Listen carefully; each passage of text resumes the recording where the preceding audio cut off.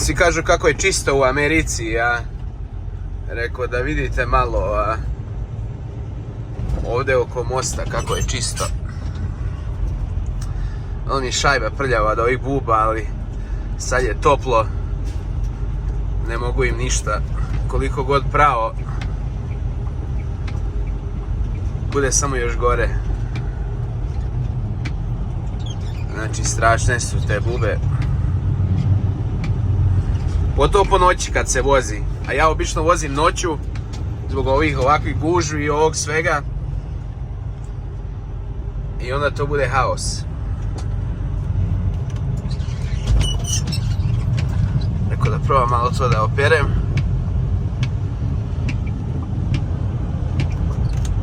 Da bolje vidite. Sad sam samo još razmazao više. Evo vidite, to je taj most. Usko je, nisko je. Znači, ne zna se šta je gore ovuda kad prolaziš.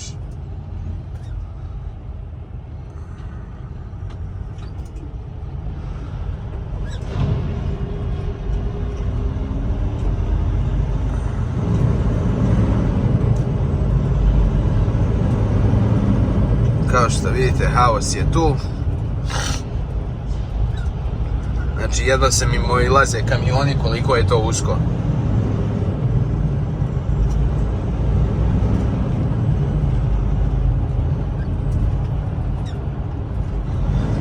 Znači, u bilo koji dan ovdje kada iđete, izgubit ćete bar 2 sata. A ako naiđete ujutro između 6 i 10, 11, izgubit ćete 3-4 sata. I ako naiđete tamo oko, sad je 1:50, znači 2 sata, sad još nije počelo. Posle 3:30 prema 4. Brate mili, do 7 nema šanse da se ovo prođe u roku od 3 sata. A ima možda kilometar dužine. Prođe se kao kroz ove tunele što ide kao ispod grada. I onda most i to je to. Nema tu sad, ne znam ja šta. Ali, brate, haos. Šta rade sad ovi idioti? Hoće voziti ili će stajati? Ovo nema nigde, majke mi je. Ovo samo u New Yorku može biti ovako.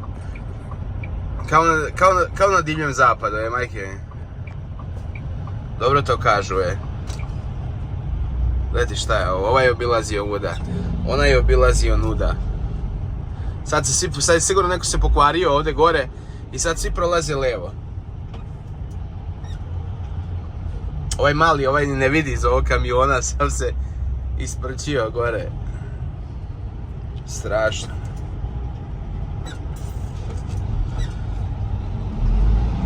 Strašno.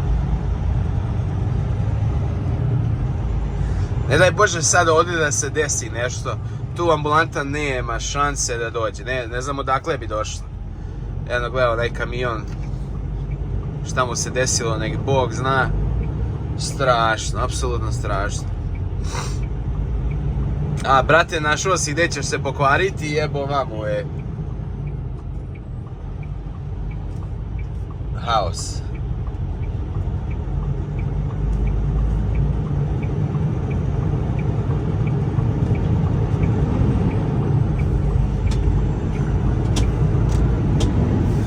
O, pukla mu guma. Jadan ti, brate moj. Jadan ti. Moj crnjo. Jadan ti meni, Našao si gdje će ti pući guma. Ala ti vera, danas će tu biti guža. Ima 2 linije i sad jedna zatvorena, ovaj gdje stoji.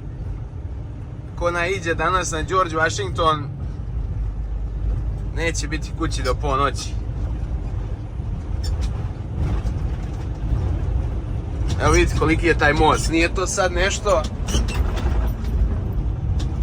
To je ovaj Hudson, ova reka. Hudson se zove, da. Znači spaja New York, New Jersey.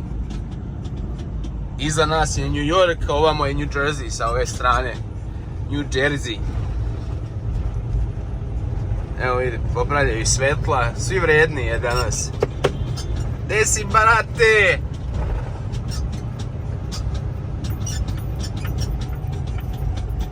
Evo vidi, s jedne i s druge strane, znači gužva uvek, kad god naiđete. A ja sam i malo danas zezno, prošao sam ispod mosta 87-icom, pa sam došao ispod mosta, pa je bilo samo malo, jedno 5 minuta. Presekao sam celu ovu liniju što odozgo iz Connecticuta čeka. Ali inače bi bio bar jedno 2-3 sata. Ali pošto sam bio gore visoko u Massachusettsu, malo sam ih isekao.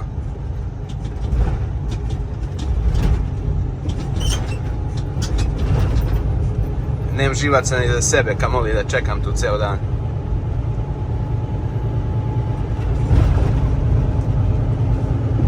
Sad smo u New Jersey. Ovo sad ovdje New Jersey počinje.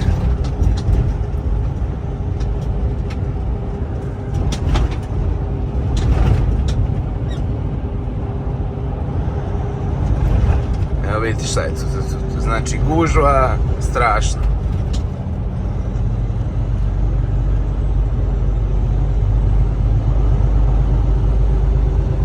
Ovo je novi Corvette ispred nas.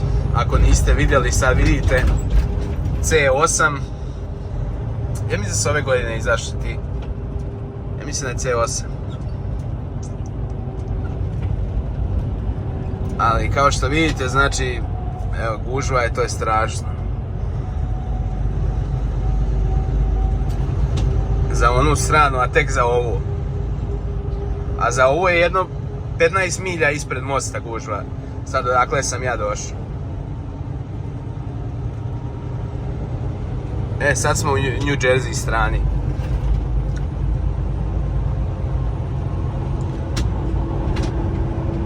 Neko nisam odavno ništa snimao, baš je haos, gužva, teško naći ture, cijene su sad pale još.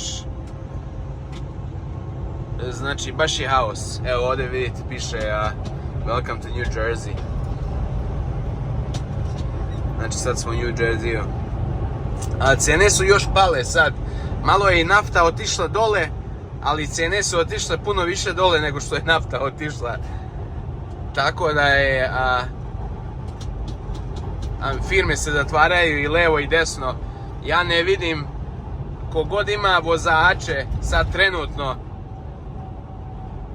plaćali su svi zadnje 2 godine oko 70 centi milju. Da je vozač i 50 centi, možeš samo biti u minusu, kamo 70. Tako da ne vidim ovi svi. Jedino ako imaju zaleđeno i to, pa se još drže. Inače ovako, ja ne vidim kako mogu zaraditi pošto ne ostaje meni puno. Koji sam vlasnik, a kamoli vozačima. Mislim, ti vozača moraš platiti, normalno, on radi koliko mu platiš po milji, ali mislim da platiš vozača, ideš sigurno u minus sa ovima trenutnim cenama za ture, znači ja kao vlasnik, vozim, znači ne moram sebi plaćati za vožnju, mislim ja sebi dajem platu kao da sam vozač isto zato što vozim, ali ne moraš sebi davati platu, pa se jedva pokrivaš sa ovim cenama, kamoli da plaćaš vozača, da ga imaš u kamionu, nema šanse sad da ti može ostati išta. Znači može samo 0 biti ili minus, a plus nikako, ne vidim kako, mislim možda se pogodi 1-2 ture na nedjelju dana da zaradiš nešto malo, ali većina tog je 0 ili minus, nema tu šta. Nema tu šta da se priča. Znači raspalo se sve kao, ne znam šta planiraju ovi, uništavaju dolar ovamo, namo, ne znam šta planiraju, ali i šta će biti, ali nije dobro, ne izgleda dobro trenutno. Pogotovo u ovom poslu. A obično ova kamionska industrija, obično mi prvi osjetimo kad krene kriza. Mi osjetimo prvi zato što smo tu prvi na udaru i onda tek počne osjeti ekonomija i ljudi i to ovdje, mislim, otišlo je već, ali otiće još više sve u prodavnicama i to. Ti sad ne možeš otići u prodavnicu bez $300, 400 da napuniš pola one kako kolica ona što se guraju. Nema šanse, znači.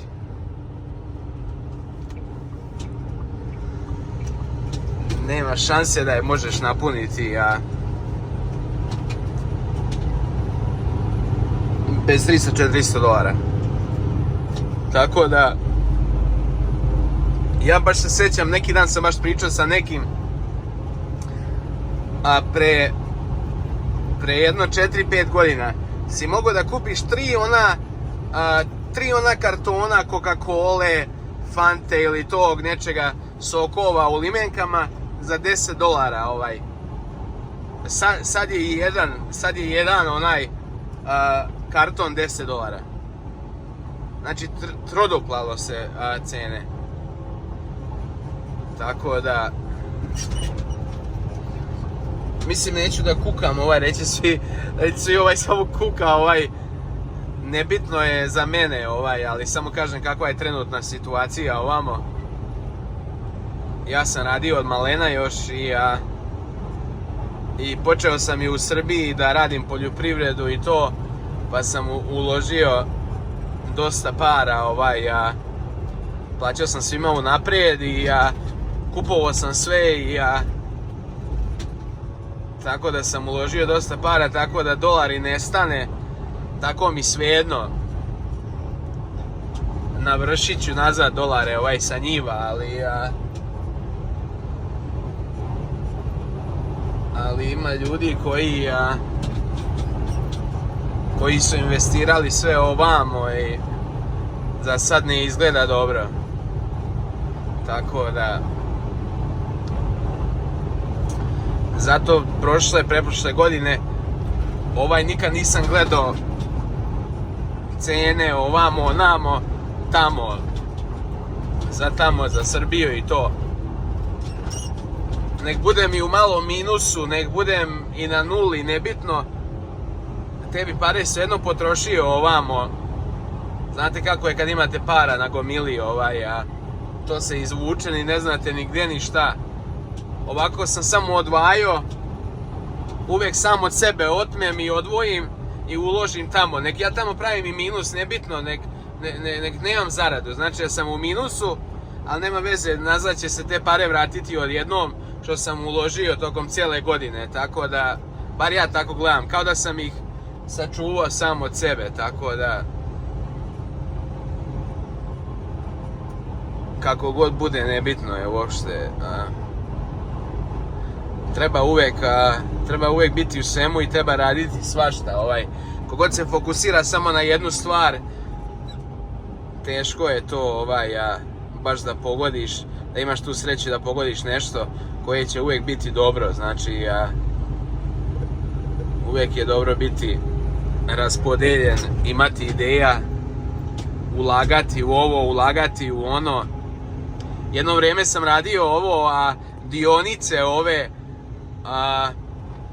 stock market, ne znam kako se to kod nas zove, barza možda ili nešto tako, ono što ima kao kripto firme i to, kao da ulažeš. Jedno vrijeme sam to radio i kad je onaj AMC, ne znam ko se razume, ko zna u to, kad je onaj AMC odskočio, kad je počelo biti taj AMC, ta cijela i onaj GameStop, kad je to odskočilo, tu sam na brzinu uzeo neke pare i kad je to krenulo opet dole, ja sam kupio ja mislim da je $8 bio kao jedna ta dionica i otišlo je na $70 svaka dionica. Ja sam ih imao samo da se sjetim, ja sam ih imao oko $10.000 sam uložio, znači imao sam jedno 1100, možda 1200 tih dionica, kad je to otišlo na $70, otišao ja na 70.000, rekao, neću prodati, uvijek čujem, znaš, rekli su otići to još, moraju oni njih kupiti nazad, kao, moraju banke to da otkupe, zato što su se zeznuli, kao više su prodali nego što ih je bilo, levo, desno. Kad je ono krenulo prema dole, jednu nedelju ode na 60, drugu nedelju na 50, kad je ono došlo na 40, prodam ja to sve, tako da sam izvukao jedno 37-38 hiljada iz tog, ali mogao sam i duplo izvući, a dobro, svejedno na 10.000, znači zaradio sam 300%, na brzinu u roku od mjesec, dva, tako da svejedno je bilo ok. Ali moglo je biti puno bolje i sad je palo, ja mislim da je sad oko $4-5. Držim nešto malo, imam još jedno par komada što sam ostavio, rekao kao što kažu, ako jedan dan baš budu morali banke da otkupe nazad, ostavio sam jedno 20-30 komada, znaš. To sam palo jedno $5 komad, rekao sva sreća, samo što sam ja to unovčio na vrijeme i izvukao bar 10.000 sam uložio, izvukao sam jedno 37-38, znači skoro 30.000 sam uspio izvući iz tog na brzinu. A Bitcoin i to, jedno vrijeme sam imao sam, nisam imao ceo, znači što je tad bio 50.000 jedan, ali imao sam jedno vrijeme kao neku parčad od njih par, i onaj Dogi i šta sam još imao? Imao sam onaj Ether sam imao sam ih par, ne mogu sad ni da se sjetim koliko sam imao, a ja mislim da je to sve samo zabluda, ljudi se zaleteli u taj kripto i to, kao prvo ako oni naprave da nema više novčanica, da bude kao digitalna novčanica, normalno da će sve narodne banke napravit će svoj coin, taj digitalni.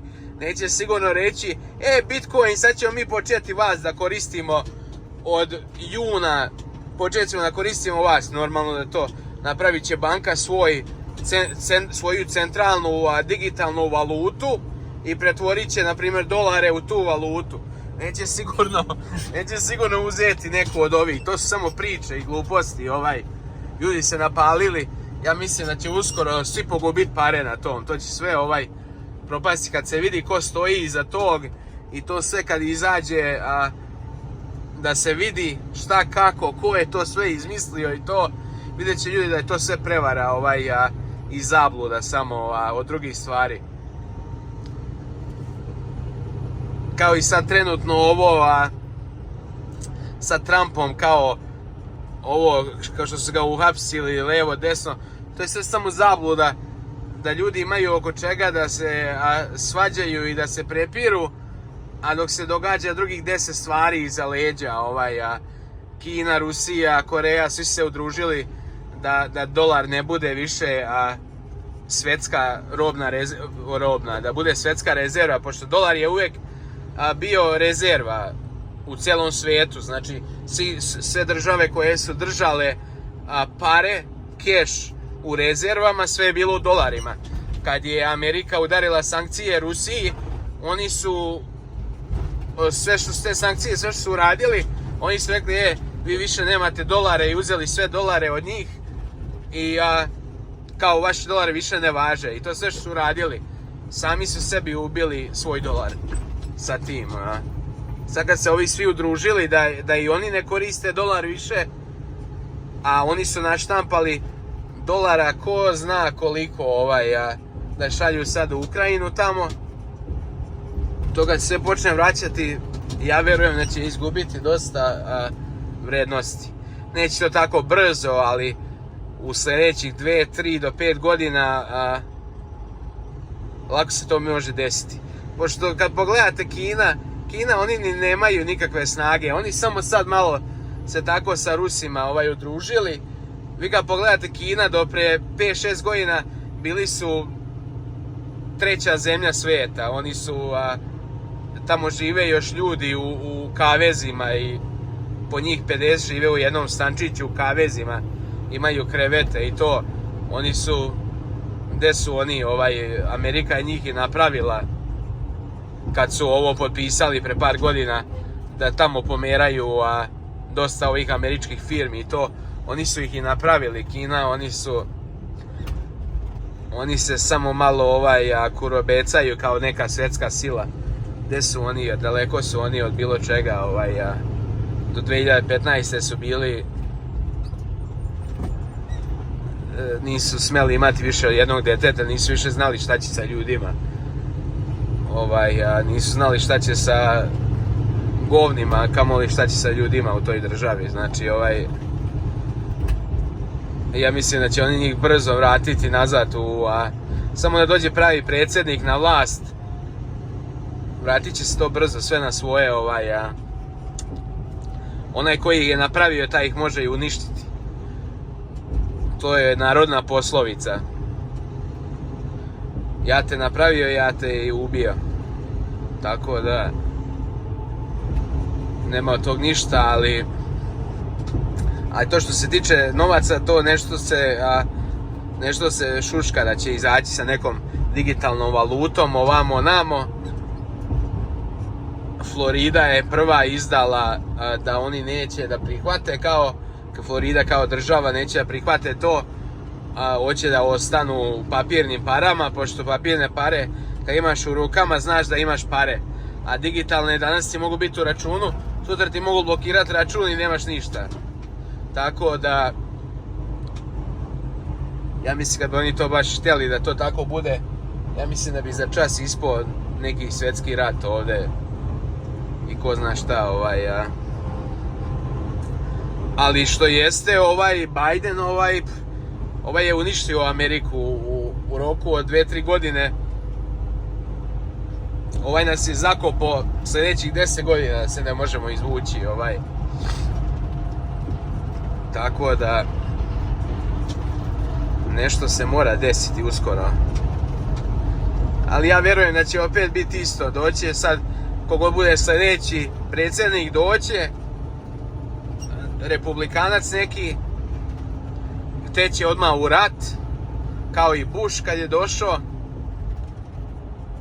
da uzmu nekom nešto, najvjerojatnije Saudi Arabija, i oni se nešto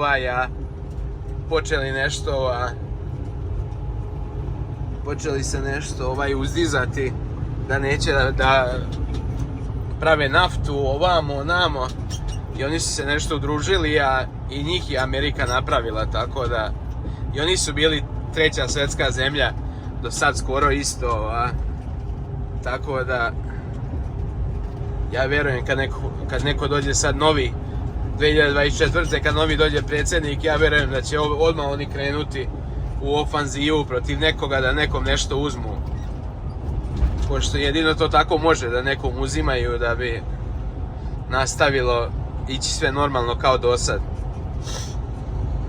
Neko mora biti očetkan, nema tu druge. Ili Iran, ili nekog će napast 100%, ja to. A možda čak i Kinu, Tako da, ali sad trenutno ne izgleda ništa dobro, Baš sam jučer gledao neki naši kao u Chicagu, i zašto u novinama, neki naši muž i žena imali su firmu, ja mislim se zove Cromex se firma zvala, kao C Romex, sa kao H na kraju, C-R-O-M-E i onda H na kraju. A neki muž i žena naši, Daniel se zove čovjek, imali su firmu pa su zeznuli vozače da vrate kamione u radionicu, rekli su im kao vratite kamione i kao daće im drugi kamion. I onda kad su došli gore rekli su kao ajte vi u hotel samo da se popravi kamion. Oni otišli u hotel, 3 dana prošlo, niko ništa ne javlja, niko se ne javlja više, a oni su bankrotirali, samo htjeli da je ovi vrate kamione vozači, nisu im dali ni zadnje plate ni ništa. Kud su im ukrali plate, tu su i natjerali da voze za svoje pare nazad u radionicu, da im vrate kamion, da mogu vratiti bankama kamione, Tako da svašta rade, znači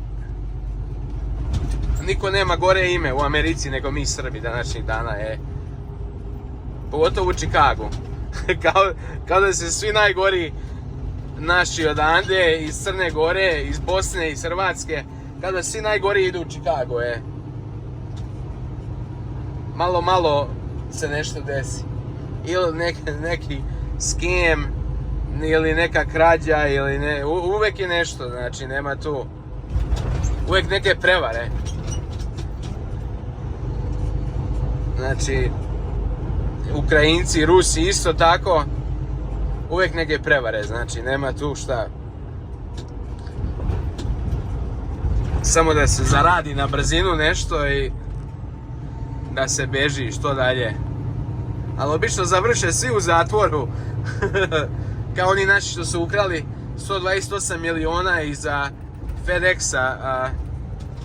Ovaj avion leti nisko, ovo sledeće na aerodrom ovdje.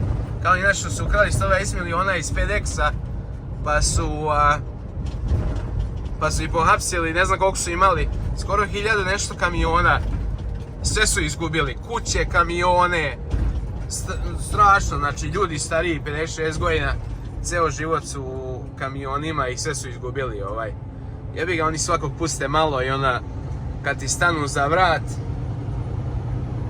a federalni zatvor ne bi baš voleo tamo biti. Ajde ovaj državni zatvor tu i tamo, ali ovaj federalni ne znam baš kako je tamo, ali nije lijepo tu gdje idu ovi najgori. A federalci, oni imaju 99% conviction rate, znači 99% ako ti oni sa nečim, znači dobiješ krivičnu prijavu od njih, 99% su otišli svi u zatvor, znači kod njih nema promašaja. Ako dobiješ prijavu, znači kriv si, nema tu 5-6, nema tu izlaza. Tako da, vidite ovdje aerodrom. Čekaj sad da prođem ovaj nadvožnjak. Ovo je aerodrom ovdje.